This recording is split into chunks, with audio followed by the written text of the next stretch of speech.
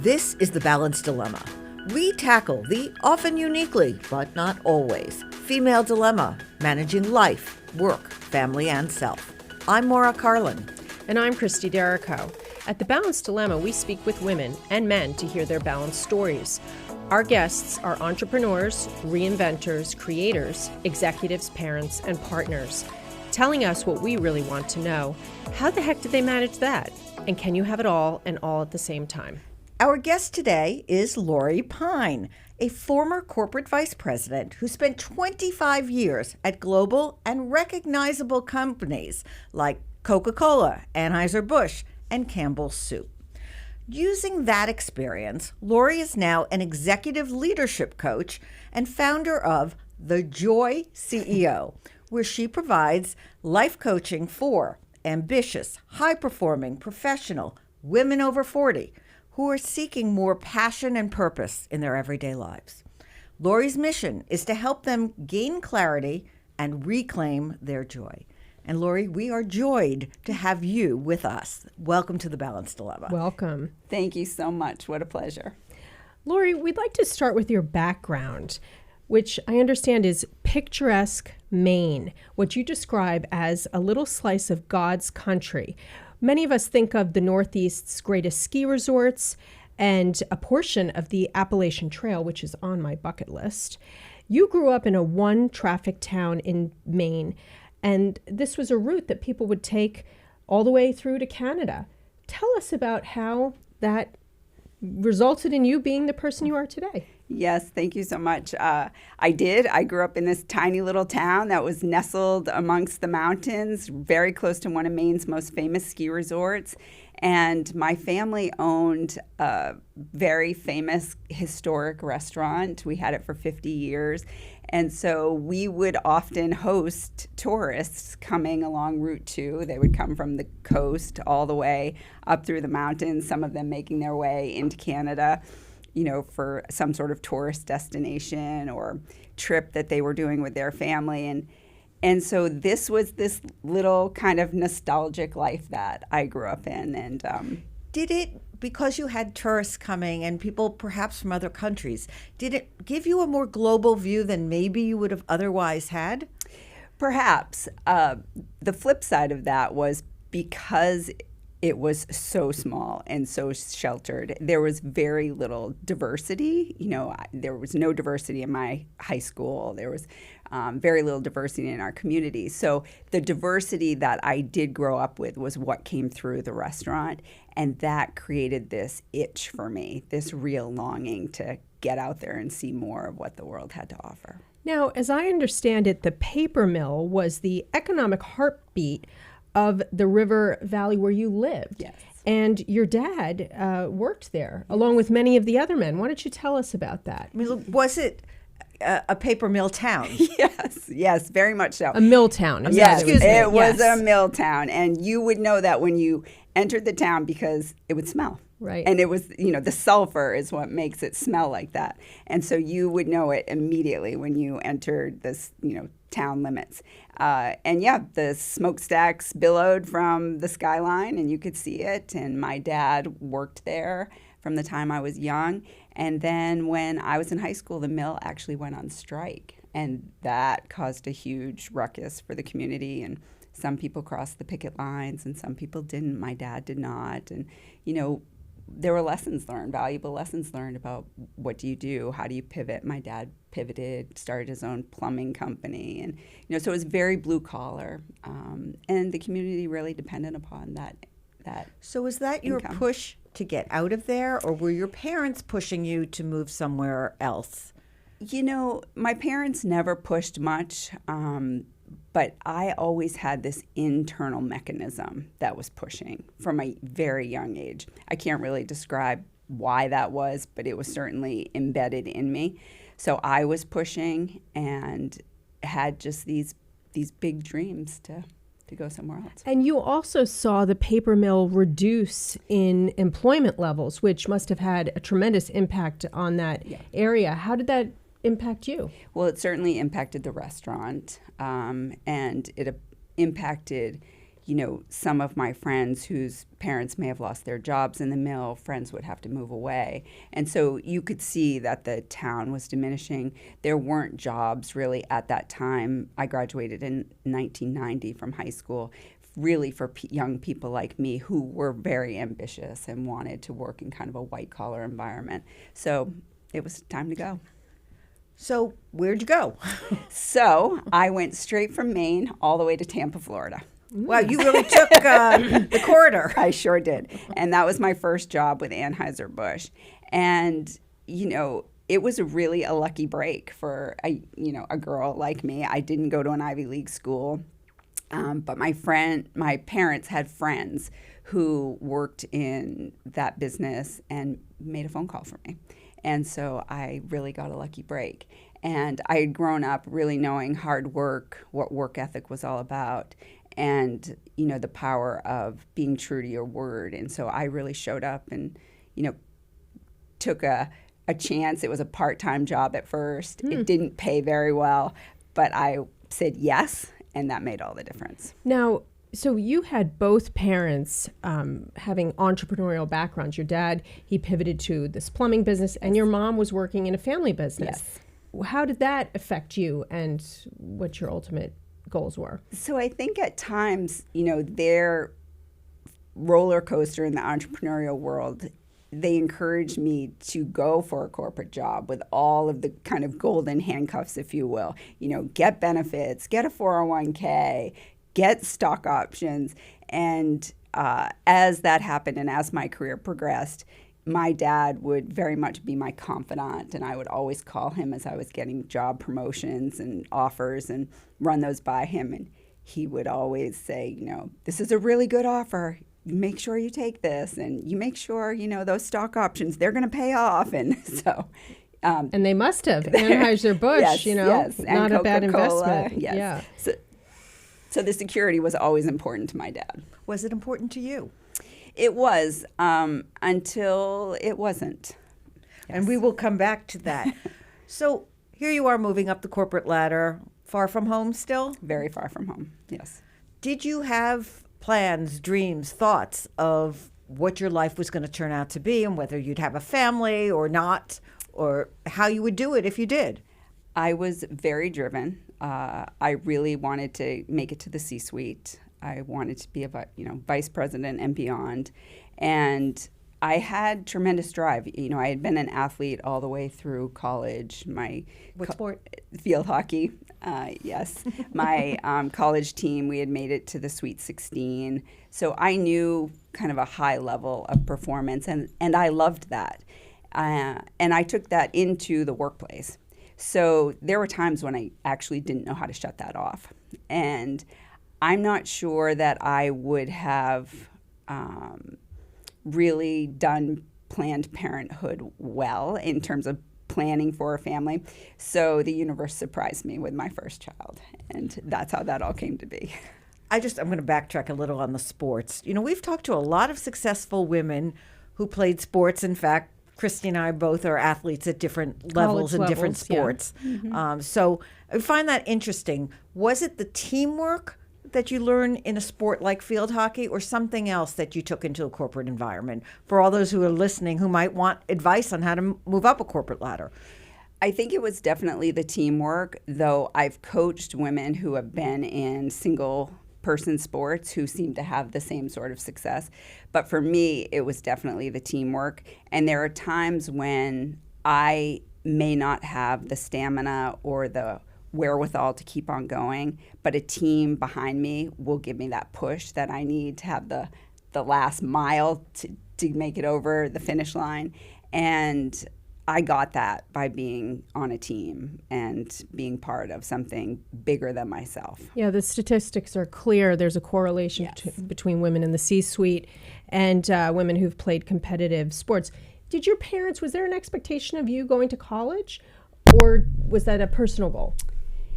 Neither of them went to college, but I think that that I just came out kind of this child in as I was graduating from pre-K and heading into kindergarten. They had nicknamed me the president, that I just had this demeanor from a very young age. And so I think my parents always knew that I was heading for bigger things and kind of just encouraged that. And that wasn't a negative thing for you as a girl to be called the president? Because we know sometimes they use words like bossy. Yeah, my mother wouldn't let them use that. So, yes. So you had kids as you were climbing the corporate ladder. I did. I was 30 when my oldest son was born and 32 when my youngest son was born. And How did that affect the journey, both for parenthood and for the corporate ladder? Yeah, I think that it required me to just enter a bit of a different season. And What do you mean by that? So I was in a season of, a rising trajectory, promotion. And then all of a sudden, my whole life changed when my first son was born. And I think we all know that as mothers here in this room. But until you have that happen to you, you don't know that. You don't know what's about to happen to you. And so I often share with the women that I mentor, you can have seasons in your career, seasons where you're climbing and you're feeling confident and on top of the world. And then you have seasons where you're sort of nesting and you go within. And those are the seasons where you have to do what it takes for you and your family to make everything right. And in those years when my boys were really little, I didn't want to be on the road all the time. I didn't want to travel incessantly. So how do you work that into a job that you already have where they're expecting you to travel? Do you actually take a step back position, or do you sort of coast until somebody notices or something else? Or you get a new job. Or you get a new job. How did that work in your situation? Yeah, so I was able to pivot. I was able to still stay within the company, take on a different role, a role that wasn't necessarily requiring the same level of travel and rigor where I had been before. And I think that it's important to know what's important to you for that season and to be able to articulate it, and then to trust that you can come back when you're ready. And so that's interesting. You didn't feel the need to cover or keep private that you had personal obligations? You found that your employer was receptive to your need to change? For the most part, yes. There were times when I had to sacrifice, and even when I spoke up. I have a very funny story about my oldest son's first day of kindergarten. And I was going to have to miss it for a national sales meeting. And I spoke up and I said, I really would like to be excused from this meeting in order to be home to take him for his first day of kindergarten. And my boss said, I'm sorry, you cannot miss this meeting. And I was crushed. And so his kindergarten was actually the same private school as his preschool. So it really wasn't that big of a deal. So I talked to my then husband and to Jackson, my oldest son, and I said, Mommy's going to have to miss your first day of kindergarten. So what ended up happening was Jackson said, I'm not going to go if Mommy can't take me. And so they had a skip day. And when I got home that night, I then took him the next day, which was technically his first day of kindergarten. And so somehow it all works out. But that's a really good point, because we've had this discussion whether you put motherhood on your resume or you make other excuses. Let's say that you had some other reason you couldn't be at the meeting. Would it have been granted instead of confessing that I've got a mom excuse and it was denied? Who knows? It's just something we discussed We just here. had a recent guest who talked about how everyone, men and women, should be parenting out loud and not hiding their responsibilities as work of childcare.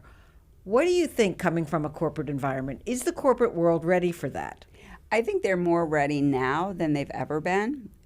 Jackson's 22 years old now, so things were different. Backtrack 18 years, things were very different. And I think that we have an up-and-coming younger generation that's really going to force this issue. More flexible work environments, remote work is going to push this. And, I'm hearing more chatter about as long as you can get your job done, I don't care what hours you're getting them done in. For white collar jobs. That's Right. right. That's very difference. very Very good different. very good distinction, Mara. Yes, I don't think your Yes. father could have worked from home on the, Not at all. at the mill. Not at all. That paper line required workers. Yes. So this brings us to a big point that you make on your social media platforms about bumps you've had along the way. And I understand one of them involved ending up in an ambulance. Why don't you tell us that story? Yes. So I was in the middle of a divorce. And in the middle of that divorce, I was relocating from Little Rock, Arkansas to New York. And part of that was my ex-husband was from New York. And the move would have made that transition much smoother for everybody, him, the children. And it was high stress times, as you can imagine. A relocation, the children, him. And I had pulled an all-nighter to prepare for a presentation to our division president.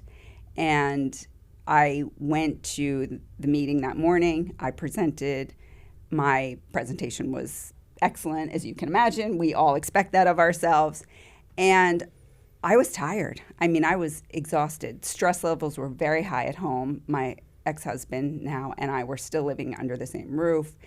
And I had a lot to sort through, finding a new house, finding all the things that happens when you relocate. And I went to the deli, and I'm in line for a sandwich. And the next thing I know, I've collapsed. I've hit the ground, and I'm waking up in an ambulance with my vice president over me. And the lesson in the experience is that my body couldn't take anymore. Like, the stress had just gotten to a point where it was tapping out. And I think many of us are at that level or at the risk of being at that level, and we put on such a good face. Like, I'm good, I'm fine, everything's fine, I've got this. Let me just do the presentation. Let me take care of the kids. Let me juggle all the things. But we really run the risk of some sort of catastrophic incident. So is this something particularly unique to women? And I not to minimize your experience, but you're like the fourth woman in corporate world who's talked about all of a sudden finding themselves in an ambulance due to this, due to stress. Well, men have heart attacks. I mean, it's probably both ways, but we have heard it a lot with women. I do think that it happens to both men and to women. I think that for women, it's silent killers. Heart disease 100%. is, right? Heart Yes. disease is what is killing women. We think it's breast cancer. It's really, 1 in, I think 3 women are having heart. And women have silent heart attacks. Yes. They're unaware that it even Yes. happened. And Yes. you think they must feel terrible, and they just can't Right. embrace that. Yeah. Yes. And so it's really, how can we just take care of ourselves just a little bit better? Ariana Huffington talks in her book Thrive about how she hit the ground and fractured her face. Right. Because she wasn't getting enough sleep. Right. Yeah. Sleep deprivation. Sleep deprivation. So. And this brings us to another issue you talk about, which is body image. And you describe yourself as not really being very kind to yourself and your body image. Tell us about that. And with all of these topics we're discussing, what did you change to do better for yourself? Yeah, so I've struggled with body image and weight probably my whole life. It started in the 3rd grade, and I couldn't find a way to make it better. Like, no diet, no program. There was just always so much chatter. What was in the my chatter? head. Is it you're too big? You're not sh- thin enough. You shouldn't eat too much. this. Don't eat this. Don't eat that. Now, remember, we owned a restaurant, so there was always amazing food. Everything was lobster and clams and shrimp and desserts, and with a big Irish Catholic family, there was always an excuse to eat. If you're happy, you eat. If you're sad, you eat. It's true in many cultures, I've heard. The Yes. Italians and the Jews, Yes, it's the yes. same, right? There's always a Yes. holiday. Yes.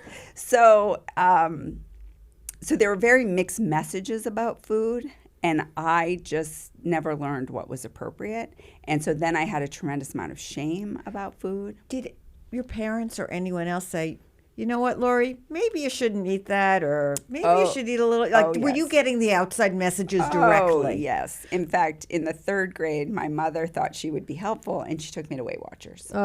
Yeah. And so then the shame was just poured on. right. Right. Right. Because it's actually, from what I've seen, incredibly common that girls who grow into women experience this being on a diet since they were children. I mean, frankly, I feel like I've been on a diet since I was 10. Right. So, Yes. but You and me both, right? So, and then I went away to college. So I went from this tiny little sheltered town to college, and there were all these beautiful girls, and I wanted to be more like them. And I was playing field hockey, so I stayed relatively, in a moderate body size. But then when the season was over and there were all these restaurants and there was all this amazing stuff in this much bigger city that I lived in, I mean, I didn't gain just the freshman 15, I gained like the freshman 25. And so then that was just the yo-yo of it all. And then I learned that there were girls that were purging. And So how did you resolve this, or have you? What can we do to have be kinder to ourselves? Because I'm sure if I looked at a picture of you, no one would say, oh dear, Lori gained 25 pounds. No, they'd see a beautiful girl that shouldn't be worrying about that. What can we do to be better to ourselves on this topic? yeah, I think that, any sort of self-acceptance that we can come to is such a personal journey, and it's so personal for all of us.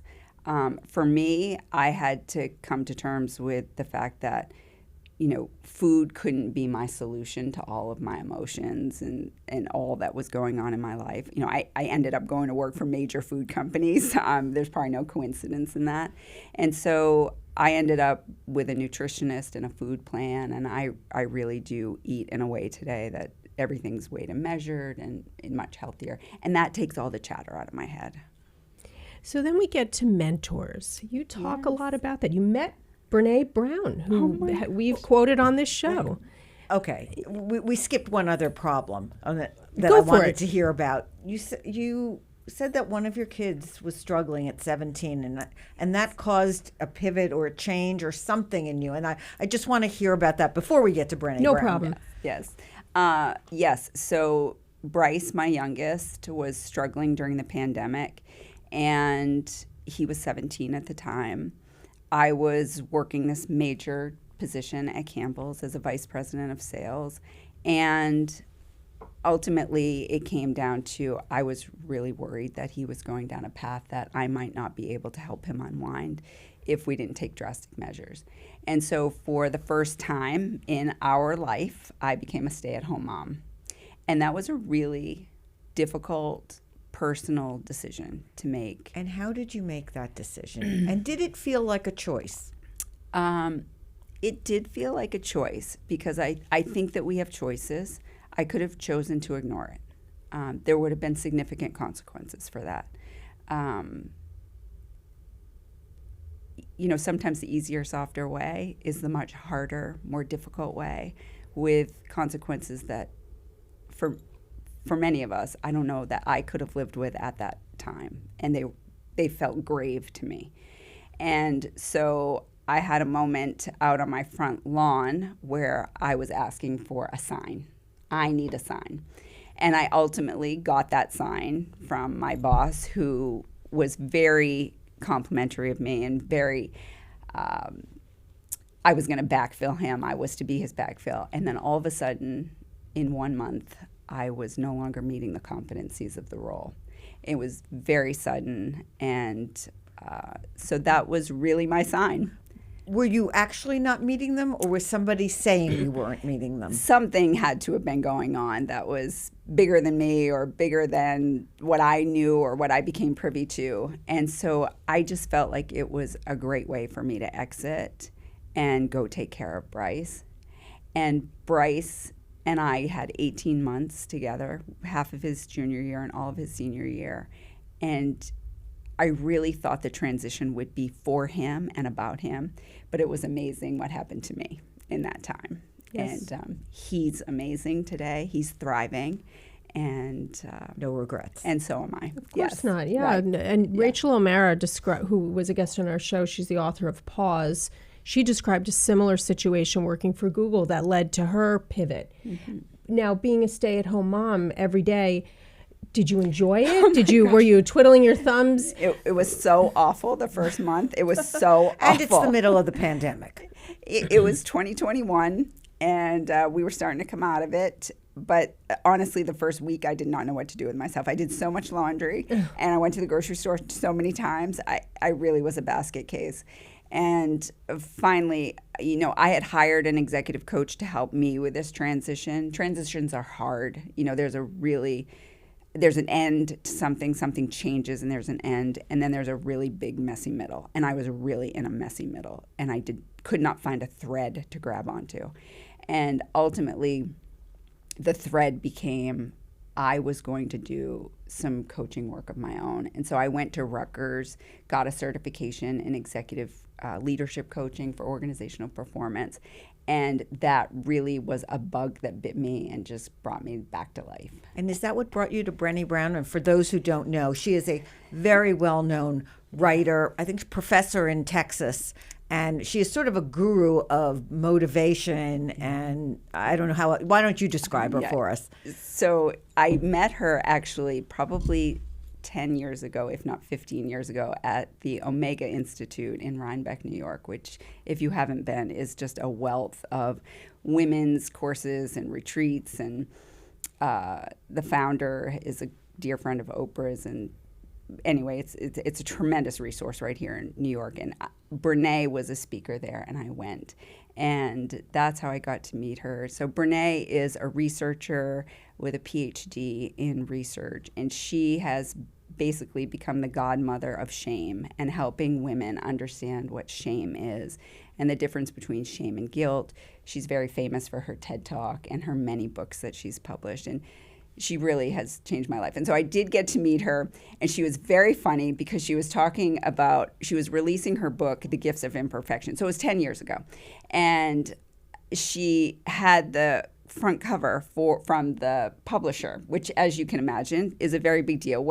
Is going to be your... And she talked, too, about how she has struggled with her weight. Yes. And the publisher came with a picture of an elephant. Ugh. Now, Brené Brown, she's got a bit of a potty mouth, and she's from Texas, and she's basically said, I'll be damned if my name is going to be under the ass of an elephant.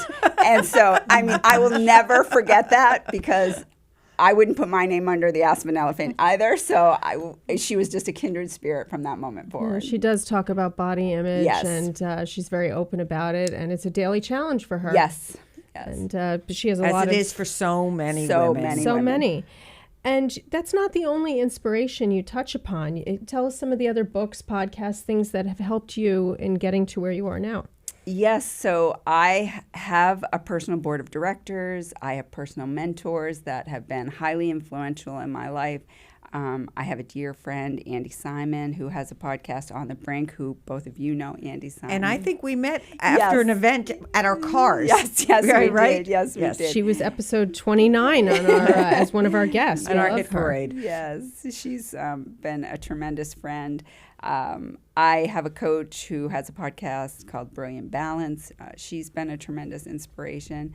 And, I think that just this idea of women who are pivoting, who have second chapters, and who dare to put themselves out there is so courageous. It's not easy. Brené Brown talks about the man in the arena. And, it's the Teddy Roosevelt quote. And it's really easy to be critical and to sit and poke holes at other people and what they're doing. But when you're in the arena with blood and sweat and tears on you and mud because you're working hard to do something to make a difference and make an impact, don't poke holes at it. Don't make fun of somebody. Just support them and cheer them on. And that's really what I hope to do. Yeah, well, that's why we liked you. We met you and we said, we got to make friends with Lori. And teach us how not to poke holes in ourselves. But Yes. Yes. the Joy CEO, Yes. why Joy? I mean, you could have chosen any other thing to call your business. Yes, I think that my experience is that there are many moments in life where it's really lonely. If you think about kind of big moments in your life, you leave home, you go to college, That first week is lonely till you find your people. You get married. Those first couple months are kind of lonely when you're trying to figure out how to be in a married life. Those first few months with a newborn baby, lonely. Those first few months on the job, lonely. I've gone through some big pivots, divorce, lonely. Pivots, lonely. And so the opposite of that, though, is when you get through that loneliness, when you persevere through, and you find your way to the other side, you find the joy. Like, you find what's right for you. You find your people, you find community, you find a tribe. And that's the hope that I really wish to inspire. So you focused on, if I have the language correct, ambitious, high-performing, Yeah. women over 40. Why did you choose each one of those things as your focus? So I'm much like them, right? I can identify. But I also think that there is a bit of an epidemic among that group of women who are so incredibly hard on themselves, who find themselves potentially, not all, but some, lonely, isolated, grappling with perfectionism, and they aren't sure who to talk to. And because I've walked in their shoes, and I've made so many missteps, but from, falling down at the deli and face planting to marrying the wrong guy the first time around to, taking some really terrible jobs to finding the right jobs to finally finding the right husband. Like, I think that finding that audience and bringing them out of what might be a dark time, that's really my purpose. And gives you joy. And gives me joy. Yeah. Yes. And they are probably lonely, because that's something we've touched upon. When you're juggling family Yes. and work expectations, there's very little time, not only for yourself, but also to socialize and find the connections that can help you do these things better. Right. Right. So that's a good thought. Lonely. So you become a solopreneur. Yeah. What's it like, having come from the security that your father always talked about, to a job where you don't have the salary and the benefits and all the perks that came with those jobs? Are you comfortable with it? Wasn't it an adjustment, or? It is a huge roller coaster. I mean, thank you for that question, because it's such a fair question. There's nothing comfortable about it. Every day I wake up and it's going to be something new, and I think I have to buckle my seatbelt, and I could be in tears, and I could think, oh my gosh, I'm so terrible at this. And then by the end of the day, I could be riding high because something happened, or I made an impact, or somebody said, thank you so much. You just helped me. Yeah, I just want to say thank yous make a huge difference on do. somebody else's life. Thank you. And people don't Yes. realize Yes. that.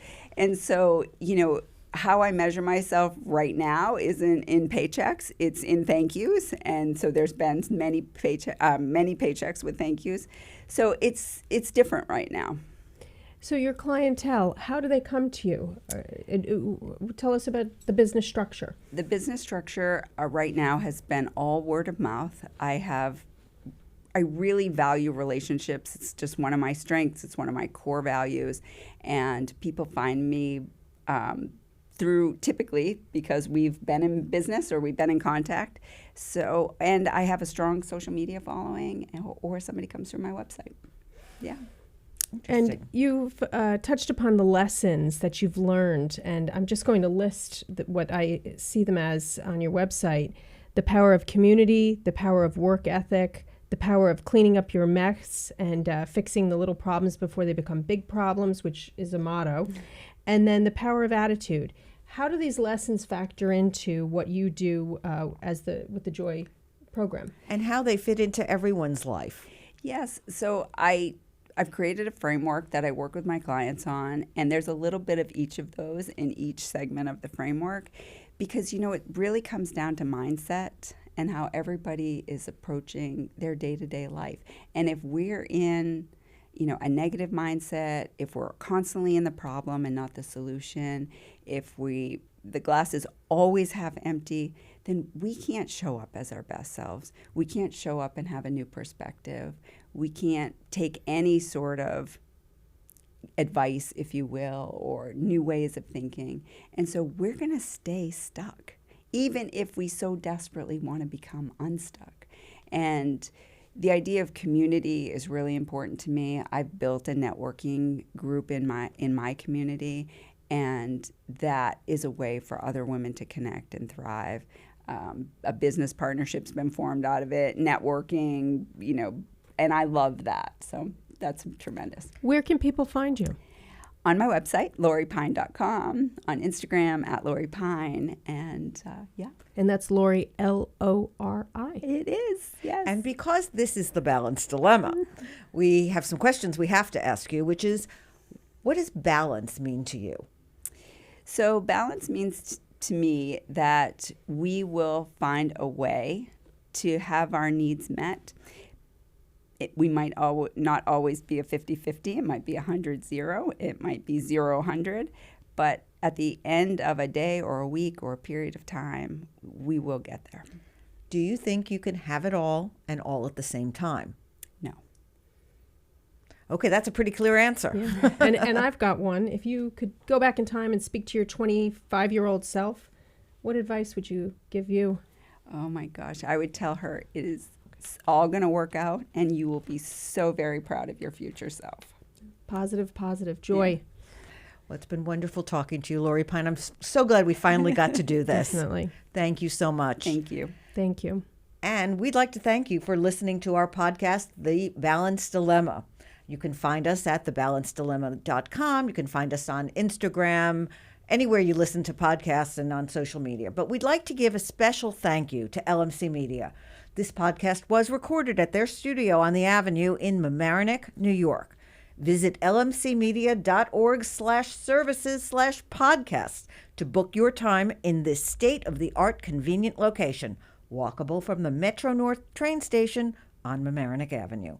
And you can also support this nonprofit media center at lmcmedia.org/donate. And we, Christy and I at the Balance Dilemma, thank LMC Media. Definitely. Thank you, LMC. Please follow us, listen to us, and rate us on our platforms, Spotify, Apple, and our website, thebalancedilemma.com, where you can also subscribe to our newsletter and email us your suggestions. There's no cost, but it means a lot to us.